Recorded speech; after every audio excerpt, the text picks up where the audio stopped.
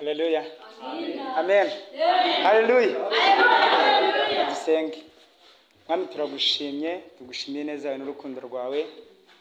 Ubanye natwe baraturengeye aho twagiye, ubanye nabo aho basigaye, reka mwami izina ryawe rihimbazwe.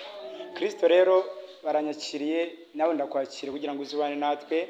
Reka mwami amagambo tuvuga hano aturuke mu kanwa kawe, reka tukubere speaker kugira ngo utangaze hano ubwoko mwami bwawe bwumve amagambo ushaka kubwira. Kristo reka mwami dufunguye imitima yacu, ijambo ryawe ratubwira ngo uhagaze ku rugi urakomanga. Kristo natwe turafunguye kugira ngo winjiremo. Mana we, reka bafite imibabaro uyu munsi iri jambo ribagereho, reka bari batangiye kugwa mwami iri jambo ryongere kubageraho. Reka rize risenye ibikuta biri imbere, reka zisenye riko ziri imbere yacu. Kristo muzima turaguhamagaye kugira ngo iri jambo ribashe kuba ijambo ryongera gukomora imitima yacu. Komeza turengere kandi tugire neza none n'iteka ryose mu izina ryawe Yesu. Haleluya. Amen. Haleluya. Mbabarire ndatwite ngashyira hasi. Amen. Haleluya.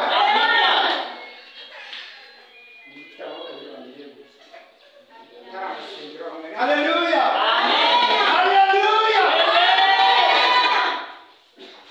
Ngiye kunezererwa Imana mpagaze ahantu cyari igihe kinini, ariko rwose pe nari mbakumbuye buri wese ube nagire gutya yumve yuko musuhuje. Ndamuhoye ubwo ngubwo nyine ni Honore guhobeye. Imana ibahereze umugisha. Amen. Haleluya. Na amahoro, murabona ko ndamahoro, ntabwo narwaye nubwo nahorose ariko ntabwo ari uburwayi. Amen. Ni ya miruho y'ubunyeshuri y'isi. Amen. Ariko nyine turashima Imana, turashima n'Imana kubera ko mbona itorero ari amahoro. Hanyuma rero baranyakiriye ngo tuvugane ijambo ry'Imana, ntabwo ari ugushima Imana, igihe cyo gushima Imana kiraza. Amen. Tugiye kureba amagambo y'Imana turi buze gusanga muri iki gitabo cya Bibiliya. Amen. Hanyuma nimba utizera njyewe basi wizere iki gitabo kuko ntabwo ari njye wacyanditse. Amen. Amagambo yanjye reka kuyizera ariko nibura wizere ari muri iki gitabo. Amen. Tugiye kureba amagambo y'Imana, ariko ndakwinginze ibintu burigiye nkunda kubivuga. Umuntu wese waciye mu ishuri arabizi, iyo mwarimu akwigishije byakubaza ukabona zero, hari n'igihe atagaruka, ariko nibura iyo akwigishije yakubaza ukamugaragariza icyizere yuko byanze bikunze hari icyo wumvishe, biba byiza. Agenda yishimye akumva yuko abana bose ari kwigisha ari byiza. Amen. Hanyuma rero nawe ndakwinginze, nimba afashe umwanya ahangaha ukaza hano, ibintu biri mu rugo byibagirwe. Amen. Nimba asize n'umwana arwaye byibagirwe, ahubwo ufakasinge mu rusengero. Amen. Tugiye kureba amagambo y'Imana, umutwe w'ijambo nifuje ko uyu munsi tuganiraho: gukora umurimo twahamagariwe. Amen. Gukora umurimo twahamagariwe. Nimvuga gukora umurimo twahamagariwe, uribaza se umurimo twahamagariwe wo gukora iki? No kuza umwe twakora ubutumwa, abandi twabaririmbyi, abandi tugakora imirimo y'ubudiyakoni, abandi bakaba pasiteri, abandi bakaba abasomyi beza ba Bibiliya, abandi bakaba abacuranzi beza b'ingoma cyangwa se abakaraza beza b'ingoma. Iyo yose ni imirimo twahamagariwe. Ariko si imirimo twahamagariwe tuyikora gute? Haleluya. Amen. Imirimo twahamagariwe se, nimba twahamagariwe umurimo w'ivugabutumwa ni urugero, uwo murimo wo kurawukora cyangwa ntabwo urisobanukiwe? Amen. Byayabaje ntarisobanukirwa cyangwa se utarisobanukiwe, mumbabarire n'inkoresha y'amagambo. Amen. Haleluya. Gukora umurimo twahamagariwe. Abiteguye batubwira ibintu byiza, uwo ni umurimo mwahamagariwe. Yego mukora neza cyangwa ukora kubera ko wazanye umuyoboro, ataje ntabwo wawukora. Umurimo wahamagariwe byanze bikunze imvura yagwa, amahwa yazamo, inkuba zakubita, byanze bikunze umurimo wahamagariwe urawukora. Haleluya. Amen. Intambara zaba nubwo waba uri muri FDL cyangwa se uri muri M23, byanze bikunze umurimo wahamagariwe urawukora. Amen. Umurimo wahamagariwe iyo wahamagariwe ntabwo usaba igihe kinini, oya ntabwo usaba yuko nimba uri ahantu hakugose ufata amasaha 6 urimo urawukora. Nimba ari wahamagariwe n'iminota 2 yabihagije. Amen. Ushobora guhamagara umurimo ariko utabuzi. Amen. Ushobora guhamagara umurimo ufasha abantu, ukareba umuntu ubabaye ukamufasha uwo murimo wahamagariwe.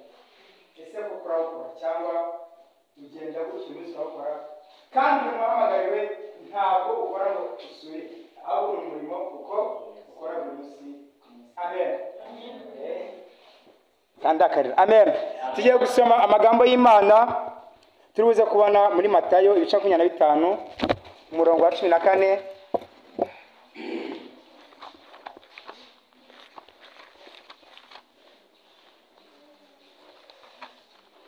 Matayo ibice 25 umurongo wa 14. Haranditswe ngo, reka dusome. Umugani w'abagaragu bahawe italanta. Bizaba nk'iby'umuntu wari ugiye kuzindukira mu kindi gihugu, ahamagara abagaragu be abasigira ibintu bye. Aho umwe italanta 5, undi amuha 2, undi amuha 1. Uko umuntu ashoboye arazinduka. Uwo mwanya wahawe italanta 5 aragenda arazigenza, agenzuramo izindi talanta 5. N'uwahawe italanta 2 abigenza atyo, agenzuramo izindi 2. Ariko uwahawe italanta 1 aragenda acukura umwobo, ahishamo italanta ya shebuja. Maze iminsi myinshi ishize, shebuja wabo aragaruka, wabo bagaragu araza, abarana nabo umubare w'ibyo yabasigiye. Uwahawe italanta 5 araza azana izindi talanta 5. Ati, databuja wansigiye italanta 5, dore nazigenzuyemo izindi talanta 5. Shebuja aramubwira ati, nuko mugaragu mwiza, uwakiranutse mu bike, nzakwegurira ibyinshi. Injira mu munezero wa shobuja. N'uwahawe italanta 2 araza aravuga ati, databuja wansigiye italanta 2, dore nazigenzuyemo izindi 2. Shebuja aramubwira ati, nuko mugaragu mwiza, wakiranutse mu bike, nzakwegurira byinshi. Injira mu munezero wa shobuja. N'uwahawe italanta 1 araza aravuga ati, databuja nari nzi ko uri umunyamwaga, ko usarura utabibye, ko uhunika ibyo utagosoye. Ndatinya ndagenda mpisha italanta yawe mu butaka, dore ngiyo ibyawe urabifite. Ariko shebuja aramusubiza ati, wa mugaragu mubi, wa munyabutewe, ko wari uzi ko isaruraho ntabibye, mpunika ibyo ntagosoye, italanta yawe ntiwari ukwiriye kuyiha abagenza, nanjye naza ukampa iyanjye n'inyungu yawe? Nuko nimuyimwake, muyihe ufite italanta 10, kuko ufite wese azahabwa akarushirizwaho, ariko udafite azapfa n'icyo yari afite. N'uyu mugaragu ntacyo amaze, mumujugunye mu mwijima hanze, niho bazarira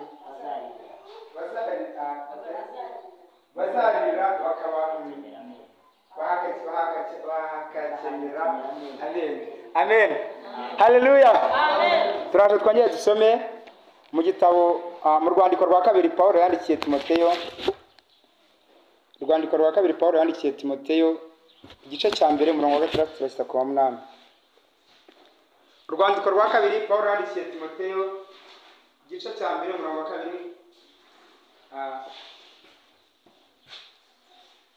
Igice cya 1 umurongo wa 2. Igice cya 1 Timoteyo, urwandiko rwa 2 Paulo yandikiye Timoteyo, igice cya 1 umurongo wa 6 turasita ku 8. Wa 6 haranditse ngo, nicyo gituma nkwibutsa gusesa impano y'Imana ikurimo ngo yake iyo waheshejwe no kurambikwaho ibiganza byanjye, kuko Imana itaduhaye umwuka w'ubwoba, ahubwo yaduhaye uw'imbaraga n'urukundo no kwirinda. Nuko ntukagire isoni zo guhamya umwami wacu cyangwa izanjye imbohe, ahubwo ufatanye nanjye kurenganyirizwa ubutumwa bwiza ufashirijwe n'imbaraga z'Imana. Yesu aduhane umugisha. Amen. Haleluya. Amen. Amen. Twumvisha amagambo atandukanye. Hari amagambo dusanze muri Matayo 5:24, hari n'ayo dusanze mu rwandiko rwa kabiri Pawulo yandikiye Timoteyo. Amen. Muri Matayo batangira batubwira aho abagaragu basigiye amataranto, ariko bagahereza amataranto atandukanye. Amen. Amen. Babasigira amataranto, umwe bamuhaye itaranto 5, undi bamuhereza itaranto 2, undi bamuhereza itaranto 1. Byanze bikunze bavuze yuko bahaye ayo mataranto baherezaga bitewe n'ubushobozi bwa buri muntu. Nta muntu wahaye itaranto 5 atazikwiriye, kuko nibwo bushobozi bwiwe. Nta umuntu wahawe itaranto 1 buriya niyo yari akwiriye. Cyabaye muri kimwe, buri umwe yazikoresheje bitandukanye. Uwera 5 yaragiye arazikoresha yibukamo izindi 5, uwera arazikoresha yibukamo izindi 2, uwindi aragira akigura umwobo arataba. Haleluya. Amen. Uracyari kumenya ivuga ngo gukora umurimo twahamagariwe. Amen. Amen. Gukora umurimo twahamagariwe. Natangiye mbwirana umurimo wahamagariwe ushobora kuba ari uw'ivugabutumwa, cyangwa se umurimo wahamagariwe ari uwo gufasha abantu, cyangwa se ari uwo gusengera abantu. Hari abantu bafite impano baza rwose yavuga amara pastor kwa dufite ibibazo no mu rusengero bati mana gutya na gutya, Imana ikamwumva vuba. Izana se impano. Haleluya. Izana ayo n'amatarano Imana igenda itugereza kandi amatarano atandukanye. Aho itarano zacu tuzikoresha gute? Turazigenza koko tukagenzuramo izindi, cyangwa itarano zacu turagenda tukazibika tukazikurura umwobo. Amen. Amen. Kimwe kigomba kumenya muri ubu buzima,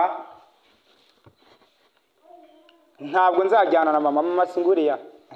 Mama ni umubyeyi nkunda cyane, ariko nubwo mukunda ashobora kujya mu ijuru akansiga kandi ankunda yumva rwose nta kintu yanyima, nanjye mukunda nkajyayo nkamusiga. Kubera iki? Ubuzima n'ubwawe njyenyine, n'ubwanjye njyenyine. Ubu buzima bwo gukorera Imana, yego cooperation iraza, umwe akakoma amashyi agatera ingoma, ariko buri umwe wese abaharanira igiti cyiwe. Haleluya. Amen. Hanyuma rero reka ngufashe nawe umfashe gukora umurimo w'abaduti. Amen.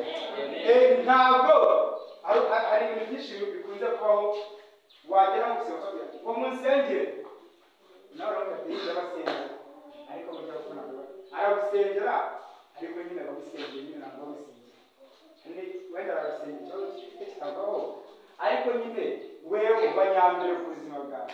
Haleluya. Kandi Imana iyo ijya kwamagana ntabwo ireba ngo probe ni umwana, sibyo probe. Iyo ijya kwamagana ntabwo ivuga ngo muzeye papa wacu cyangwa se mama wacu cyangwa se abandi bakuze ngo ntabwo barushaje, ntabwo ibireba, ahubwo ireba ushaka kuzakoresha. Pawulo yandikira Timoteyo yambwiye ngo sesa Imana ikurimo. Amen. Imana ikurimo isesa. Pastor, hari indwara yateye muri iki gihe, indwara yarateye muri iki gihe, ariko Imana ndizere ko hano itarimo. Nk'ubu ngubu n'abandi ahangaha n'abandi gusoma ijambo ry'Imana, ugahita uvuga ngo ahangaha se kwasomye gutya, munyene ari kwasoma gutya. Umuntu yaba ari kuririmba hano ngo urabona ukuntu arimo akubita akaguru, we ngo arimo arakagira gutya, ngo kandi ari kukagira gutya. Kujya wirebera ku mugenzi wawe ukora ibikuri uba wewe. Haleluya. Uba wewe reka kuba mugenzi wawe. Niba ubize mu gihe ugiye kwisengera ntabwo gusengera. Haleluya. Amen. Nimba waje kuririmba wirebe ko mugenzi wawe wegeranye kurongo uri bikurimo. Amen. Kugendera mu nkweto z'undi biravuna. Amen. Amen. Ubwo biyimeze nyihaye kuranga ngo yambare byagenda bite? Yagenda uko agenda ikavamo gutya. Noneho iyiwe yo ntabwo yanyishiramo. Bivuze ngo kugendera mu nkweto y'undi birakora. Ubonye ngira ngo nta muntu ufite nkweto y'aba mama imeze gutya izamuye. Iyo irambuye uramutse uyihaye nk'umugabo umbabarire bakambwira ati byambare uvuga ngo ugere gusa nagera amaze kwikubita hasi nk'ushaka kubera yuko ndi kugendera mu nkweto y'undi ntabwo ndi kugendera mu nkweto ya Tuyishime ariko nigera muri iyi ngiyi ni Kigali nashyizeho hari kugenda.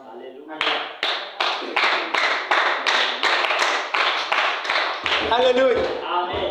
Muri ubu buzima bwo gukorera Imana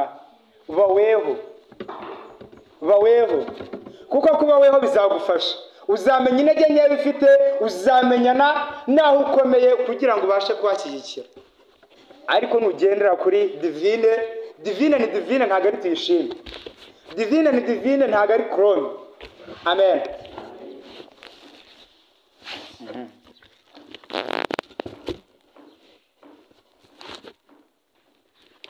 Amen.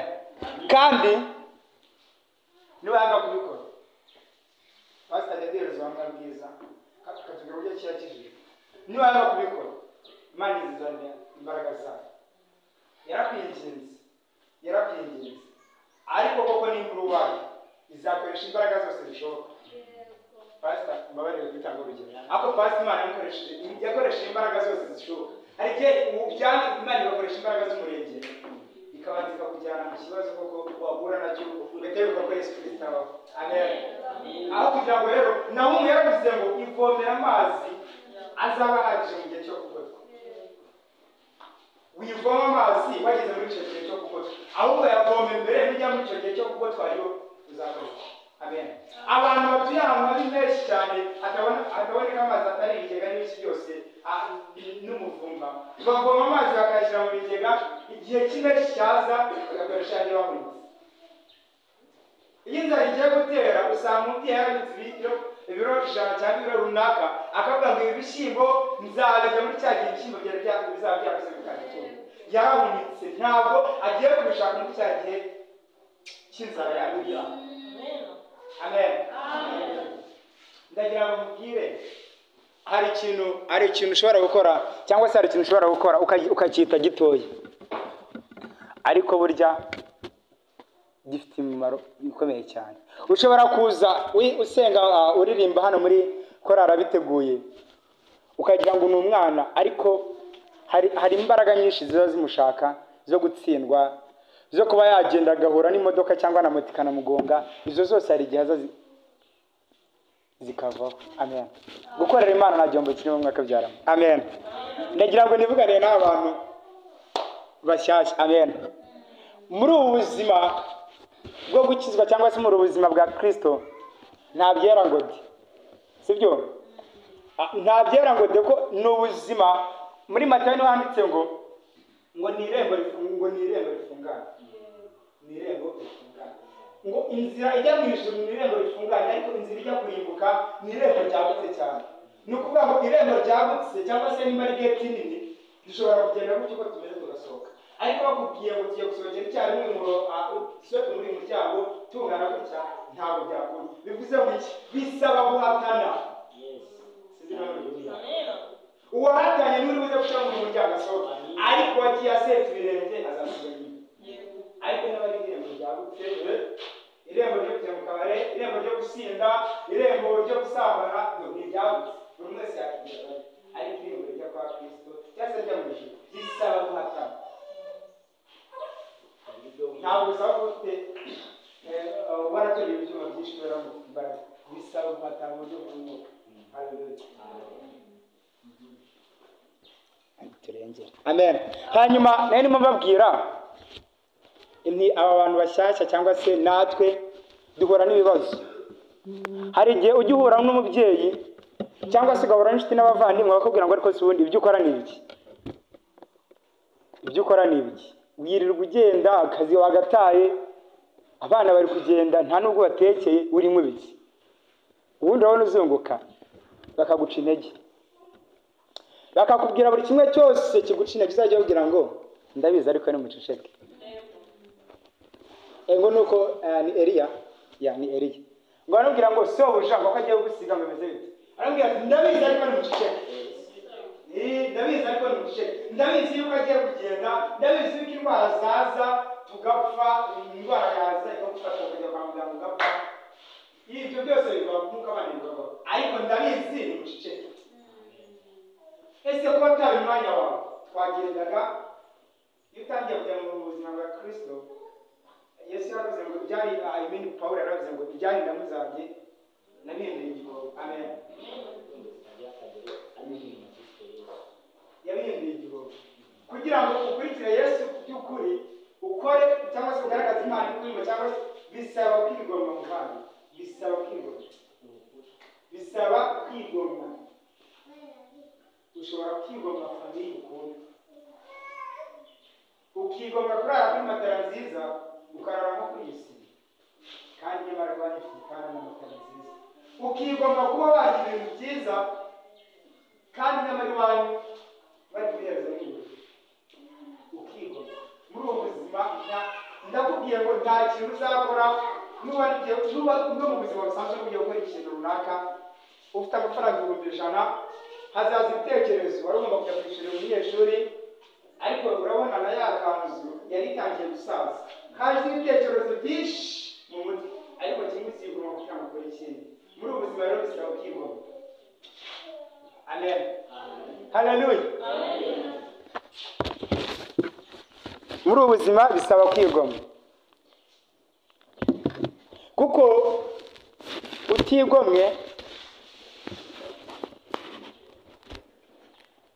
ngo iyo utuntu tubaye twishi, cyangwa se ngo turabateranya, sinzi ukuntu umugani wayita, ngo abasangira bike ngo bitana ibisambo. Abasangira ubusa bitana ibisambo. Amen. Hanyuma rero nawe ufite ibyo 100,000, ugatekereza kuguramo ikintu cya 80, hari n'ikindi cya 30 hirya, hari n'ikindi cya 20 hirya, uzakora total usanga bigeze 500. Ibigeze 500 kandi ufite amafaranga angahe? 100,000. Icyo uzakora ni iki? Ese bizabika? Ntabwo uzabika mushakira hanze, ahubwo uzigomwa, uzavuga ngo byanze bikunze muri iyi liste mfite hari ikibanza kurusha cyane, hari igikomeye kurusha ibindi, ariko wigomwa. Muri ubu buzima rero nta kintu gikomeye kurusha ibindi ndetse gukurikira Yesu. Haleluya. Ndagira ngo mutangarize mpagaze ku maguru yanjye abiri, nta kintu gikomeye muri ubu buzima. Ubundi hari igihe umuntu ajya akavuga ibintu kubera ko yabisomye muri Bibiliya, cyangwa se akavuga ibintu kubera yuko pastor yahagaze ahangaha akatubwira nk'ubuhamya, cyangwa akatubwira ibindi. Ariko none umuntu uvuga ikintu cyamubayeho biba byiza, ndabikubwira cyangwa se nawe wabimbwira, ariko iyo uvuga ikintu cyakubayeho biba byiza. Ndamagaze ku maguru yanjye abiri, nta kintu kizima kiriho nko gukunda Yesu cyangwa se gukurikira Yesu. Haleluya. Waba uri umukade, waba uri umwana mutoya, waba uri mu cyiciro icyo ari cyo cyose, nta kintu gikomeye kurusha ibindi ndetse gukurikira Yesu. Icyo ni cyo. Amen. Muri ubu buzima uzatandukana n'inshuti nyinshi, kubera yuko ugendera mu matwara badashaka. Usanga inshuti nyinshi, wari ufite inshuti nka 200, ariko muri izo nshuti kimara kwakira Yesu nk'umwami n'umukiza mu bugingo bwawe, usigaranye inshuti nka 20, nazo ubanza ari nyinshi. Ushobora kwizibaza ngo ibi ni ibiki bimbayeho, nari mfite inshuti nyinshi, ariko kubera kwikira Yesu dore sigaranye 20 zonyine. Ariko uzajya ubwira ati ndabizi yuko bibaho, nimuceceka kubera ko ndabizi ko inshuti nziza nizituruka kwa Yesu Kristo. Amen. Inshuti zo muri iyi si zijya zigutangariza ikintu, bakabwira abanyeshuri bagiye gukora ikizamini ati nutsinda, akakubwira kera, nutsinda nzakujyana muri boarding, aho bazagushyira hose, amafaranga yari yose. Mubyeyi usugira ikibazo, wowe sengera umwana wawe atsinde gusa. Okay, noneho sinzi umubyeyi nawe aragiye, akagenda koko nayandi yagomba gusevinga nibura ngo azatwara umwana, akayangiza akayakoresha ibindi bikenewe mu rugo, kubera yuko hari umuntu wamusezeranyije ngo umwana wawe natsinda nzamukorera iki. Ariko bijya bigera ku munota wa nyuma agahita akubwira ngo urabizi se ngo ya modoka yari ivuye muri Kenya ngo yavuye. Cya kintu yaragusezeranyije kikaba kirarangiye. Ariko Imana iyo gusezeranyije byanze bikunze irindi sezerano ryayo igihe n'igihe.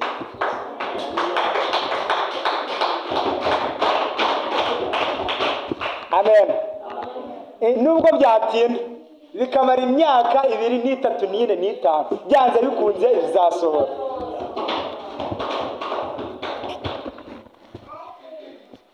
Amen. Kaduseye mu Baroma ibice 13 umurongo wa 11.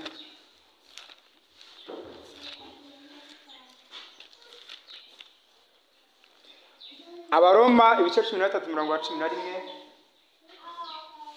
handitse ngo nuko mujya kugenza mutyo kuko muzi yuko igihe cyo gukanguka gisohoye rwose. Dore agakiza kacu karatwegereye kuri iki gihe izeye izazamye. Haleluya. Nakubwiye ngo nibanga kumva uri wa Yesu izashyiramo n'abapinga ariko izakuzana. Aho kugira ngo uzaze nawe waje neza. Nimba udahagazemo neza uhagazemo neza. Ko kurikiye Yesu nta gihombo kirimo. Hari umuntu waraza hano yaje gusenga ngo bakubite icupa. Hari wari waza ngo agende bamukubise akaguru kavunitse. Ariko ushobora kujya mu gasimu gataha wagiye neza watanza yawe ukagaruka ujya kwipfukisha. Ibyo nibyo mushaka. Ariko waje hano kwa Yesu ni inyungu gusa. Uraza ukabyina ukishima ukumva amagambo meza ni inyungu gusa. Kwa Yesu nta kibazo. Amen. Haleluya. Amen. Ngo agakiza kacu karatwegereye kurusha igihe twizereye. Karatwegereye. Twavuga ko kari kuri promotion. Ibaze promotion gushisiza. Nimba katwegereye kurusha igihe twizereye, bivuze ngo karatwegereye cyane cyangwa se birashoboka cyane ko twakabona kurusha igihe cyabanje. Hanyuma twatirimo tuganira ku ijambo gukora umurimo twahamagariwe. Amen. Muri ubwo gukora umurimo twahamagariwe birababaje kandi biteye n'agahinda kuba uturuka mbabare kuvuga amagambo kuba uturuka mu mudugudu runaka uturanye n'abantu 3 cyangwa se ugendana n'abantu 3 ariko ukaba nta n'umurahindura. Bivuze ngo nawe ntabwo wahindutse. Nimba utarahindura umuntu umwe bivuze ngo nawe ntabwo wahindutse. Wanze uhinduke wahindura.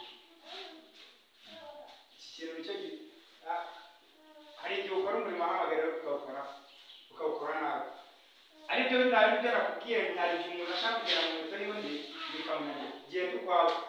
Bangiyewe reka mbe twishime reka kuba mama David. Amen. Reka mbe ngewe nawe wewe ubundi ukore icyo wahamagariwe. Amen. Haleluya. Amina. Ese nimba hano hari ikintu gikomeye cyane abaririmbyi bizitondera, abaririmbyi ndetse n'abandi bose bagira amahirwe yo guhagarara imbere y'abantu. Hari igihe uririmba umuntu akaza akubwira ngo kora waririmbye neza, akagushimira ati waririmbye neza, Imana ikwagurira rwose waririmbye neza. Aha hantu harimo imitegeko ni byiza, kugushimira ni byiza, ariko hari igihe agushimira ukagenda nawe ukirara uzi ko nagezeyo n'ibindi iterano ryose rigafasha. Aho hantu mu mutego kumwe cyane nutangira kwishima aho gushimira Yesu uri gukoresheje akabari. Iyo ni igitego cya Satani. Uzabisenga Imana ikurinde kwishyira hejuru aho gushyire hejuru nka Yesu. Amen.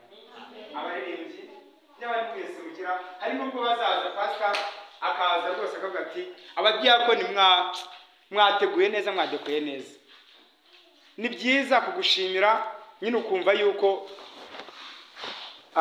nyine hari ikintu wakoze kizima, ariko uzajya ugira mu bwenge nagushimira cyangwa se ngiye ningushimira cyangwa undi wese nagushimira uzashyiraho question mark utazirara.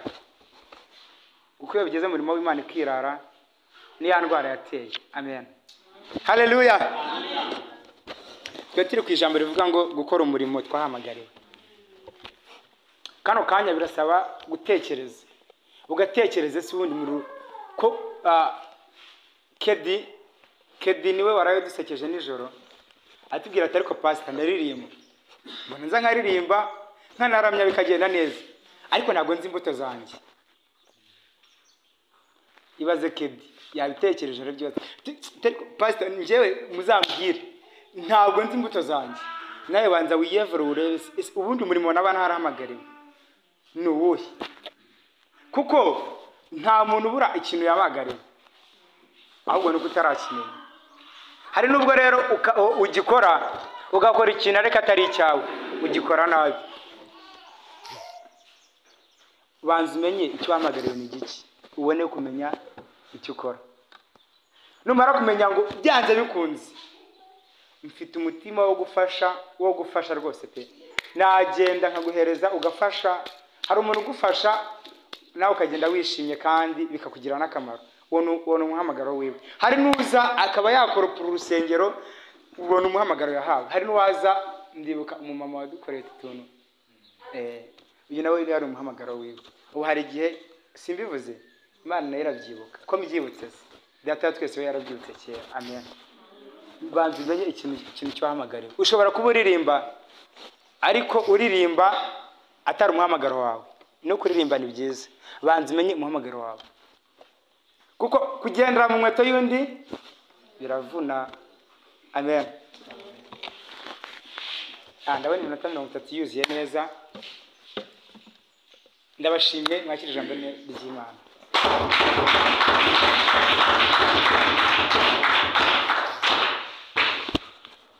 Ndashima Imana yabanye natwe. Reka dusenge dusoze, igihe cy'iryo gushima Imana kirashyiraho. Yesu Kristo, twongeye kugaruka imbere y'ubwiza bwawe, twongeye kuvuga kuri Imana, twongeye kuvuga umuhamwe kuri Imana ishobora byose. Arega Mana, witwa Uwiteka, witwa uriho, witwa ndiho, uri Alpha ukaba na Omega. Kristo ni wowe uzi itangiriro ryacu ukamenya n'iherezo ryacu. Ndaguhamagaye Mwami kugira ngo uzubane natwe, utwereke impano zacu, utwereke umurimo waduhamagariye kugira ngo tubashe kuwukora neza. Arega Mwami, kugendera mu nkweto z'undi tubonye ko bivuna, kugendera mu nkweto z'undi tubonye ko bigora. Niyo mpamvu tukwinginze kugira ngo Mwami ubashe turengere, utugire neza, tubashe kugendera mu nkweto zacu kandi nziza watugeneye. Turi imbere y'ubwiza bwawe rero. Umubwiriza yaranditse muri mubwiriza ibice 3:14 baranditswe ngo buri kintu cyose kigira igihe cyacyo, ngo hariho igihe cyo kuvuka n'igihe cyo gupfa, igihe cyo kubabara n'igihe cyo kunezerwa. Niyo mpamvu kano kanya natwe tukwinginze kugira ngo Mwami dushyire igihe cyacu, na wasanga igihe cyacu cyo gukizwa by'ukuri ari iki ngiki. Kristo muzima, tugire neza, udufashe kandi dushoboze. Turi imbere y'ubwiza bwawe Mwami, turasengera buri mubyeyi uri ahangaha, turasengera buri mwana wese uri ahangaha, urubyiruko ruri ahangaha, abashumba bari ahangaha bose bagire neza, bagire neza. Kristo, wongerera imbaraga kandi wongerera no kwihangana muri ubu buzima. Mana, hari byinshi biduca intege, ariko Eliya yaravuze ngo ndabizi ariko nimuceceke. Ibyo byose turabibwira ngo turabizi ariko ntibiceceke, kuko nta bintu nubwo byaba bikomeye gute nta biruta ijambo ryawe rivuye mu kanwa kawe. Turaguhamagaye rero Mwami, ndakwinginze reka amagambo tuvugiye ahangaha sace mu gutwi kumwe ngo ahinguke mu kundi, ahubwo reka shinga imizi mu mitima yacu. Reka Mwami duhindure Mwami, ngo uyu muntu umwe akijijwe ngo mu ijuru haba igitangaza, akaba ibitaramo bikomeye. Niyo mpamvu kano kandi tugusabye Mwami kugira ngo umuntu bakizwe mu izina ryawe Yesu. Reka Mwami uyu munsi uhindure benshi, ndetse nabo bahindura abandi, tugire itabaza rimurikira abandi. Kristo, udushoboze muri byose rero. Turashoje ariko Yesu usoze, komezanya natwe mu bisigaye byose, ni mu izina ryawe Yesu. Amen.